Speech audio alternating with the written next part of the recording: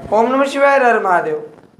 આજના દિવસે વાત કરીએ કે ભાઈ ખરેખર તમારા ઘરે જે કાંઈ પણ બ્રાહ્મણો પૂજા પાઠ કરવા માટે થઈને આવે છે એ બ્રાહ્મણોને પૂજા પાઠ કરવાનો અધિકાર શા માટે મળ્યો? ચાલો આજના વિડીયોની અંદર વાત કરીએ।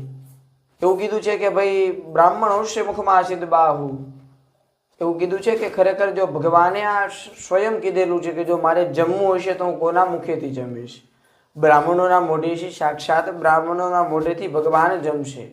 અને એટલે જ એવું કીધું છે કે જમીનમાં વાવેલું, બ્રાહ્મણોને દીધેલું અને અગ્નિમાં હોમેલું, આ અનેક ગણું કરીને ભગવાન તમને આપે છે। એટલા માટે થઈને આપણા ઘરની અંદર બ્રહ્મ ભોજન કરવામાં આવે છે। અને ખરેખર તો આપણે જોઈએ છીએ કે ભાઈ જમીનની અંદર એક દાણો વાવી પણ ભગવાન એના અનેક દાણા કરી અને આપે છે।